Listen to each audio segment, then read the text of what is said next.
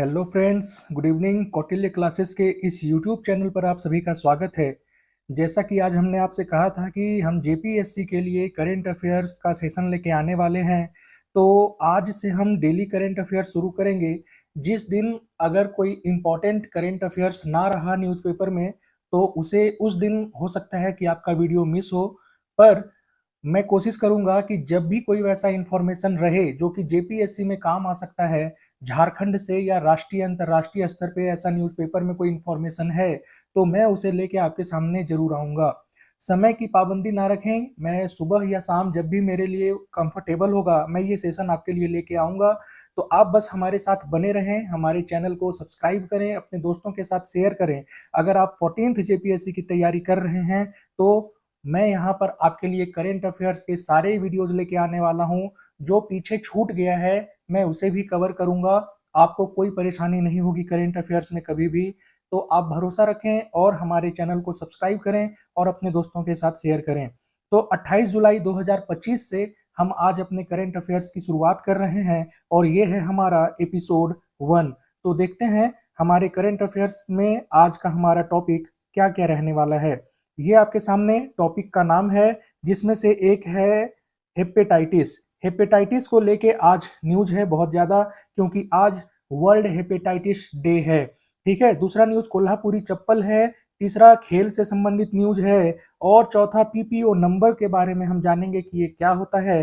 पांचवा यहाँ से झारखंड का शुरू हो जाता है न्यूज, जिसमें से बिरसा हरित ग्राम योजना के बारे में है। ग्राफ्टेड एग्रीकल्चर झारखंड में क्यों न्यूज में है, हम ये जानेंगे। सातवां टॉपिक जो है ये है झारखंड में अंतर्राष्ट्रीय स्टेडियम बनने की घोषणा हुई है, तो हम देखेंगे कि ये कहां पर बन रहा है। आठवां न्यूज हमारे पास है ग्राम पंचायत स्पेशल डेवलपमेंट प्लान के से जुड़ा हुआ।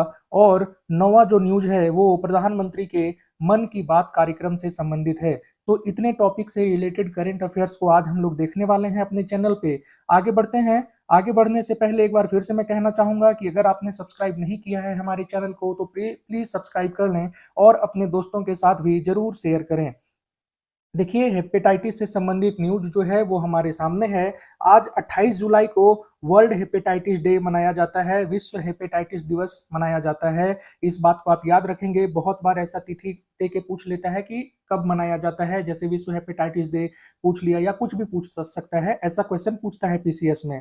थीम थीम जो कि इंपॉर्टेंट हो जाता है, इस वर्ष की थीम क्या रखी गई है। थीम है हेपेटाइटिस चलो इसे तोड़ दें।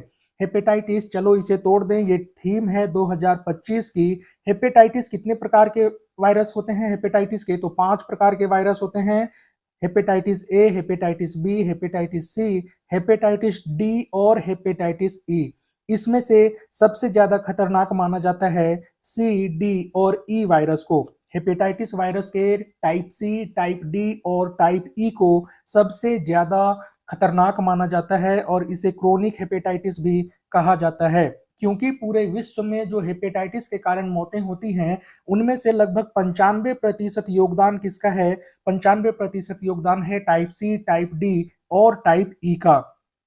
डब्ल्यूएचओ ने क्या टारगेट रखा है, डब्ल्यूएचओ ने टारगेट रखा है वर्ष 2030 तक हेपेटाइटिस को समाप्त करने का। तो आपसे पूछा जा सकता है कि डब्ल्यूएचओ ने हेपेटाइटिस को कब तक समाप्त करने का लक्ष्य रखा है, तो उसका आंसर हो जाएगा 2030। इसे आप याद रखेंगे, ये इंपॉर्टेंट है। आगे बढ़ते हैं, हेपेटाइटिस से संबंधित कुछ और चीजें देखते हैं हम लोग। ये डब्ल्यूएचओ के द्वारा जो निर्धारित लक्ष्य है हम उसे देखते हैं। डब्ल्यूएचओ ने क्या निर्धारित किया है 2030 तक काम करने का, उसमें है हेपेटाइटिस बी और सी के संक्रमण को कितना कम करना, 90% तक कम करना। दूसरा जो लक्ष्य है डब्ल्यूएचओ का वो है सीरोसिस और कैंसर से होने वाले हेपेटाइटिस से संबंधित जो मौतें हैं उनमें 65% तक की कमी करना। देखिए, टाइप बी और टाइप सी जो हेपेटाइटिस है उसके संक्रमण संक्रमण में कितने कमी का लक्ष्य रखा गया है डब्ल्यूएचओ के द्वारा, तो वो है 90%। और सीरोसिस और कैंसर के कारण जो हेपेटाइटिस होती है उसमें जो मौतें होती है उसके कारण से उसमें कितना कमी करने का लक्ष्य रखा गया है, तो वो है 65 यानी कि 65%। हेपेटाइटिस बी और सी से संक्रमित कम से कम 90% लोगों को उपचार मिलना चाहिए, ये टारगेट रखा गया है डब्ल्यूएचओ के द्वारा। और गर्भवती महिलाओं को उपचार की सुविधा देना और नवजातों को जन्म के समय ही हेपेटाइटिस बी का टीका लगा देना, ये भी लक्ष्य रखा गया है डब्ल्यूएचओ के द्वारा। तो WHO ने 2030 तक जो निर्धारित किया है हेपेटाइटिस को समाप्त करने का, उसके अंदर में क्या किया है कि ये कुछ लक्ष्य को निर्धारित किया है। इस लक्ष्य को पाना WHO का टारगेट है अपना 2030 तक। ठीक है, आगे बढ़ते हैं। देखिए हेपेटाइटिस क्यों होता है, हेपेटाइटिस का संक्रमण क्यों होता है, इससे संबंधित कुछ बातें यहाँ पे दी गई हैं। क्या है कि अगर कोई आदमी कोई दवाई ले रहा हो और दवाई लेने के लिए जो सुई खुद इस्तेमाल करता हो वही सुई को किसी और के साथ अगर वो साझा कर रहा है तो ये एक कारण हो सकता है हेपेटाइटिस के संक्रमण का। क्योंकि अभी हमने पढ़ा हेपेटाइटिस क्यों होती है, हेपेटाइटिस वायरस के कारण होता है। तो वायरस अगर ऐसा काम कोई करता है, निडल जो इंजेक्शन होता है अगर वो कोई शेयर कर रहा है तो उससे वायरस एक आदमी से दूसरे आदमी में जाने की संभावना रहती है। असुरक्षित मुख एवं गुदा मैथुन, अगर कोई ओरल सेक्स कर रहा हो जो कि असुरक्षित टाइप का हो तो उससे भी हेपेटाइटिस होने का डर रहता है, इस बात को याद रखेंगे। एक से अधिक यौन साथी अगर है किसी का तो उससे भी हेपेटाइटिस संक्रमण का खतरा बढ़ता है। तो देखिए क्वेश्चन ऐसे पूछा जा सकता है कि हेपेटाइटिस क्या यौन संक्रमण से फैलता है कि नहीं, या यौन संबंध से फैलता है कि नहीं, तो बिल्कुल ये फैलता है, इस बात को आप याद रखेंगे। अगर कोई अधिक मात्रा में शराब पी रहा है तो शराब पीने के कारण भी हेपेटाइटिस होता है। हेपेटाइटिस किसको प्रभावित करता है, यकृत को, जिसे लीवर कहते हैं, लीवर को प्रभावित करता है। और शराब जो है ये डायरेक्ट अटैक किस पे करता है, लीवर पे करता है। तो लीवर पे अटैक करेगा तो हेपेटाइटिस होने का खतरा हमेशा बना रहता है। लंबे समय तक अगर कोई डायलिसिस करवा रहा है तो उसका भी चांस होता है हेपेटाइटिस के होने का, और स्वच्छता एक कारण है ही हेपेटाइटिस के संक्रमण का, इस बात को आप ध्यान रखेंगे। आगे बढ़ते हैं। अगर हेपेटाइटिस के संक्रमण से कोई आदमी बचना चाहता है तो उसे क्या करना चाहिए, यहाँ पे कुछ बातें लिखी गई है, आइए इसे देखते हैं। सबसे पहले अगर आप संक्रमण से बचना चाहते हैं तो हेपेटाइटिस ए और बी का टीका लगवाइए। ए और बी का ही टीका क्यों, क्योंकि सी, डी और ई का अभी तक कोई टीका नहीं बनाया गया है।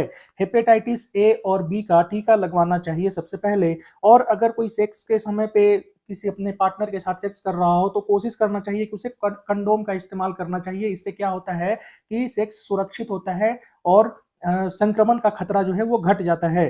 दवा लेने के लिए नई व साफ सुई का इस्तेमाल किया जाना चाहिए और उस सुई को किसी अन्य के साथ साझा नहीं करना चाहिए, इस बात को भी ध्यान में रखेंगे। स्वच्छता पे ध्यान देना चाहिए। और जो लोग टैटू करवाते हैं उनके लिए खास न्यूज है कि अगर आप टैटू करवा रहे हैं तो ऐसे जगह से करवाएं जहां पे स्वच्छता का खास ध्यान रखा जाता हो, उसमें जो इंजेक्शन यूज होता है उसका भी साफ सफाई का खास ध्यान रखा जाता हो, ऐसे जगह से टैटू करवाएं, नहीं तो यहां से भी संक्रमण का खतरा रहता है, इस बात का आप ध्यान रखेंगे। तो हेपेटाइटिस के बारे में इतनी न्यूज काफी है। अब हम बढ़ते हैं अपने अगले न्यूज की तरफ जो कि है कोल्हापुरी चप्पल के कारण। कोल्हापुरी चप्पल का न्यूज है। कोल्हापुरी चप्पल जो है अभी हाल ही में खबरों में रहा है क्योंकि एक इटालियन फुटवियर कंपनी है जिसका नाम है प्राडा।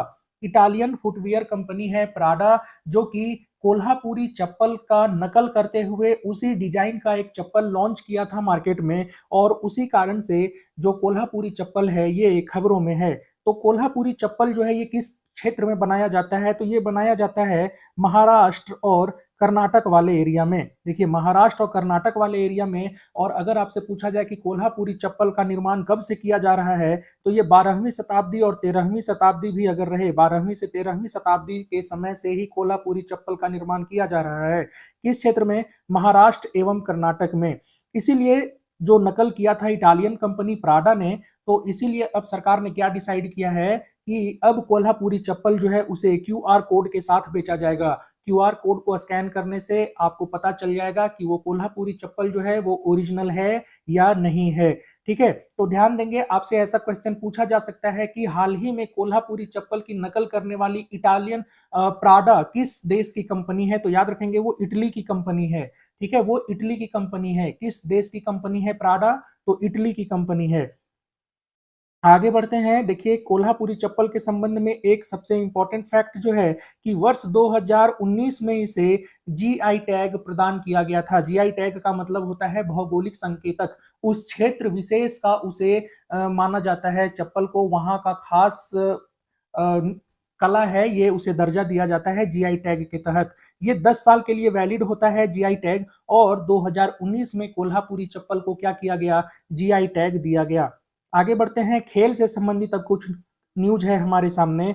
अभी आप देख रहे होंगे कि तेंदुलकर और एंडरसन ट्रॉफी जो है वो चल रहा है भारत और इंग्लैंड के बीच में, और इसी समय हमारे टीम के कुछ क्रिकेटर हैं जो कि बहुत बड़े बड़े रिकॉर्ड बना रहे हैं। उसमें से सबसे पहले नाम आता है वो है रविंद्र जडेजा का। रविंद्र जडेजा जो कि भारतीय टीम के ऑलराउंडर हैं, उन्होंने क्या किया है कि विदेशी धरती पर 1000 रन बनाने के साथ साथ 30 से ज्यादा विकेट लेने का रिकॉर्ड अपने नाम किया है। तो हो सकता है कि आपसे क्वेश्चन पूछ ले कि विदेशी धरती पर 1000 रन बनाने के साथ साथ 30 से अधिक विकेट लेने का रिकॉर्ड किस खिलाड़ी ने अपने नाम किया है। तो वहां पे टेस्ट उस पे नाम आ जाएगा रविंद्र जडेजा का। ऑप्शन में हो सकता है कि आपको हार्दिक पांड्या का नाम दे दे, क्योंकि वो भी ऑलराउंडर है, तो आपको लगेगा कि हो आप कंफ्यूज हो सकते हैं, इसलिए नाम याद रखेंगे कि रविंद्र जडेजा ने ऐसा काम किया है। 1000 रन बनाने के साथ साथ 30 से अधिक विकेट भी लिए हैं। और जडेजा ने किसकी बराबरी की है, तो एक इंग्लैंड के खिलाड़ी थे रोड्स और वेस्टइंडीज के खिलाड़ी थे सोबर्स,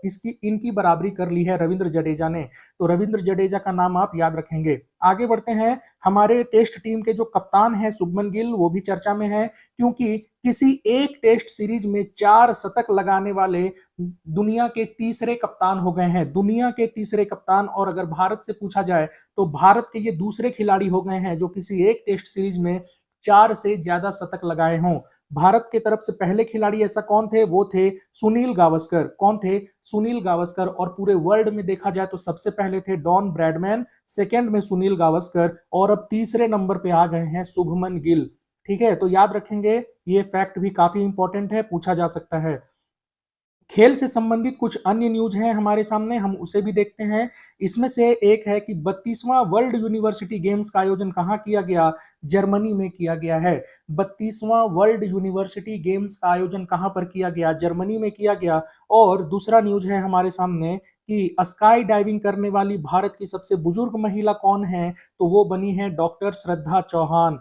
डॉक्टर श्रद्धा चौहान जो है कि अलवर राजस्थान में है। इन्होंने 80 की उम्र में स्काई डाइविंग किया है, और 80 की उम्र में स्काई डाइविंग करते हुए इन्होंने क्या किया, एक रिकॉर्ड बनाया है। भारत की सबसे बुजुर्ग महिला बन गई हैं जिन्होंने स्काई डाइविंग किया है 80 की उम्र में। नाम क्या है, डॉक्टर श्रद्धा चौहान, और कहाँ की हैं, अलवर राजस्थान की हैं। नाम याद रखिएगा और स्टेट भी याद रखिएगा। ठीक है, क्वेश्चन यहां से पूछा जा सकता है।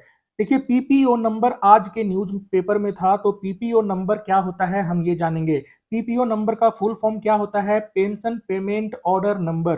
Pension payment order number Bharat सरकार की जो ईपीएस स्कीम है, एम्प्लॉय पेंशन स्कीम, उसके तहत जो रिटायर्ड कर्मचारी हैं उन्हें पेंशन प्राप्त करने के लिए ये पीपीओ नंबर दिया जाता है। और इस नंबर से आप ट्रैक कर सकते हैं कि आपका पेंशन से रिलेटेड जो काम है वो कहाँ तक हुआ है और कहाँ पे उसका क्या प्रोसेस हो रहा है, ये सब आप ट्रैक कर सकते हैं इस नंबर से।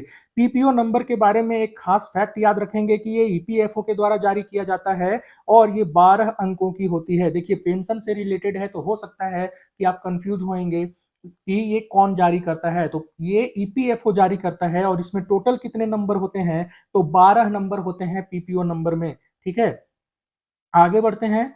देखिए, कौटिल्य क्लासेस, जैसा कि आज मैं बताया था कि 14वीं जेपीएससी के लिए हम करंट अफेयर्स का टेस्ट सीरीज भी लेके आने वाले हैं। तो अगर आप वीकली टेस्ट लगाना चाहते हैं करंट अफेयर्स से रिलेटेड, तो आप हमारे नंबर पे जरूर कांटेक्ट करें। हमारा नंबर ये है 9162219895। इस नंबर पे आप व्हाट्सएप पे टेक्स्ट करें जेपीएससी टेस्ट से लिख के। आपको एवरी वीक क्या मिलेगा कि टेस्ट सीरीज मिलेगा जो कि होगा करंट अफेयर्स पे बेस्ड, और 3 मिनी टेस्ट मिलेगा जो कि जीएस से रिलेटेड होगा, किसी भी सब्जेक्ट से रिलेटेड या फिर मिक्स मिनी टेस्ट होगा। ध्यान रखेंगे 30 से 40 क्वेश्चन का मिनी टेस्ट होगा। और वीकली आपको यहाँ पर करंट अफेयर्स का भी टेस्ट मिलेगा। सिर्फ 49 रुपए में ये आपके लिए है। तो आप हमारे नंबर पे अभी मैसेज करें जेपीएससी टेस्ट लिख के, अपना नाम और सिटी बता दें, और फिर आप हमारे साथ जुड़ सकते हैं। आगे बढ़ते हैं। जो अगला न्यूज है हमारे सामने, ये झारखंड से संबंधित न्यूज यहाँ से हमारे लिए शुरू हो जाता है। बिरसा हरित ग्राम योजना। बिरसा हरित ग्राम योजना जो है ये 2020 से चलाया जा रहा है। और किसके तहत चलाया जा रहा है, तो मनरेगा कार्यक्रम के तहत चलाया जा रहा है। बिरसा हरित ग्राम योजना के तहत झारखंड सरकार ने एक लक्ष्य रखा था कि अधिक से अधिक मात्रा में क्या किया जाएगा, पेड़ लगाया जाएगा। तो उसी लक्ष्य के तहत क्या हुआ है कि 2020-21 से 2024-25 तक, यहाँ गलत हो गया है टाइपिंग, याद रखेंगे 2024-25 है, 2020-21 से 2024-25 तक अभी तक कुल कितने पेड़ लगाए जा चुके हैं, तो 1,52,08,000 से भी ज्यादा पेड़ लगाए जा चुके हैं। बहुत बार ऐसा होता है कि ये आंकड़ा पूछ लिया जाता है, तो 1,52,08,203 को टोटल आंकड़े हैं अभी तक के, तो इसे आप याद रखेंगे, 1,52,08,203 पेड़ अभी तक लगाए जा चुके हैं, ये सरकारी आंकड़ा है। आगे बढ़ते हैं कि बिरसा हरित ग्राम जो योजना है, इसका उद्देश्य क्या है? इसका उद्देश्य है हरियाली को बढ़ावा देना, ग्रामीण आजीविका का अवसर पैदा करना, पलायन को रोकना, किसानों की आय को बढ़ाना और कुपोषण को कम करना। देखिए क्या होता है, बहुत बार ऐसा पूछ लेगा कि जो आपका ये बिरसा हरित ग्राम योजना जो है, इसका उद्देश्य क्या है? उद्देश्य में आपके 4 ऑप्शन रहेंगे और यहां से कोई एक ऑप्शन को रिप्लेस करके आपके सामने एक नया ऑप्शन डाल दिया जाएगा और आप कंफ्यूज हो सकते हैं। इसलिए यहाँ पे उद्देश्य को अच्छे से याद रखेंगे, हरियाली को बढ़ावा देना, ग्रामीण आजीविका का अवसर पैदा करना, पलायन को रोकना, किसानों की आय को बढ़ाना और कुपोषण को कम करना, ये बिरसा हरित ग्राम योजना का उद्देश्य है। उसके बाद हम देखेंगे कि अभी झारखंड में ग्राफ्टेड एग्रीकल्चर जो है वो खबरों में है। ग्राफ्टेड एग्रीकल्चर क्यों खबरों में है? क्योंकि गढ़वा के एक निवासी हैं हृदय नाथ चौबे, इन्होंने ग्राफ्टेड एग्रीकल्चर किया है। ग्राफ्टेड एग्रीकल्चर क्या है? जलवायु परिवर्तन के अनुकूल एक कृषि की तकनीक है ग्राफ्टेड एग्रीकल्चर। ठीक है, तो ग्राफ्टेड एग्रीकल्चर पूछा जा सकता है, तो जलवायु परिवर्तन के अनुकूल एक कृषि की तकनीक है। अब ये जलवायु अनुकूल कैसे है? क्योंकि इसमें एक पौधे के तने को दूसरे पौधे के तने के साथ जोड़ के और फिर खेती किया जाता है।